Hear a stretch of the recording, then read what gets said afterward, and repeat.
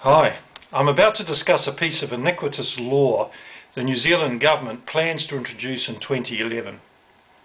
If you are not a New Zealander, this may still be of interest because it is really about a danger now common across the Western world, the erosion of democracy and freedom.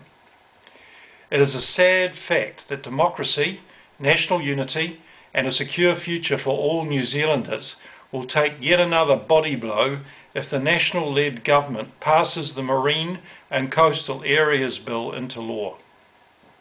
Before Christmas 2010, I presented a submission to the Maori Affairs Select Committee on the bill, or rather, I spoke to the back of 6 laptop screens. For all I know, the MPs behind them may have been twittering or joking with their friends on Facebook.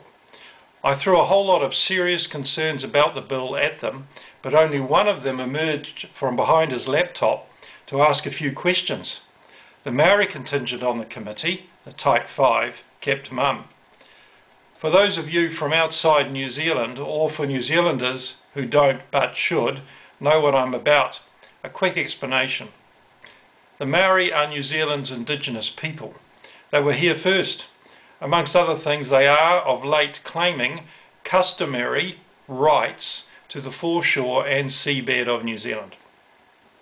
The New Zealand government has drafted a piece of legislation to give Maori tribal groups a customary title if they can prove continuous occupation of land adjacent to the stretch of coastline they claim. To reassure the great majority of New Zealanders that their traditional free access to the beaches and coastline will not be affected, the government maintains the legislation will protect everyone's, dare I say it, customary right of access. This Seabed and Coastal Areas Bill has the potential to backhand democracy and other human rights in some serious ways. I don't know if many New Zealanders have actually read the bill. Precious few, I will wager, but I have. In one sitting I managed to wade through it and I found it was considerably disturbing. Apart from what it says, which in parts is bad enough, it is what it doesn't say that is even more worrying. So I'll cut to the chase and give you a brief summary of what New Zealanders should be concerned about. First up, there is no public mandate for the Marine and Coastal Areas Bill. The people don't want it. If Parliament passes this legislation, they will do so in defiance of the people. But to be frank, they have a history of doing just that for years now. The very meaning of the word democracy, in the Greek demokratia, means rule of the people. It's being ignored. They rape democracy and leave it to die in the dark alleys of party politics. Here's the proof. In a public review of the existing seabed legislation, approaching 80% of submissions were against any change to the current law. That law vests the coastline in the Crown, which means the state, which means us, all New Zealanders. In general polling, about 90% said no to the bill. If the bill goes through anyway, democracy will have been left in a bloody heap on the New Zealand's beautiful beaches. Next, terms like customary rights and tikanga, which means Maori custom, are not defined in the bill.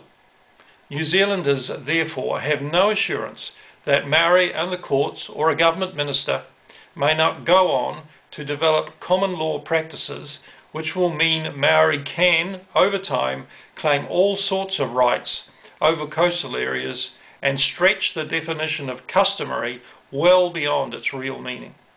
To get around this problem, all the bill has to do is to define customary usage in unambiguous terms. Can't say the Select Committee looked too excited about that idea. Despite what we have been told, I could find no explicit statements that New Zealanders' rights of free access to our coastline and beaches will not be compromised. Section 27 purports to guarantee right of access, but that access is potentially betrayed within the same section because the section's second clause says any right of access is subject to any authorised prohibitions or restrictions that are imposed under Section 78 or by or under any other enactment. It looks suspiciously like this is a section which gives with one hand and provides a convenient device to take away with the other, whenever it suits someone in power.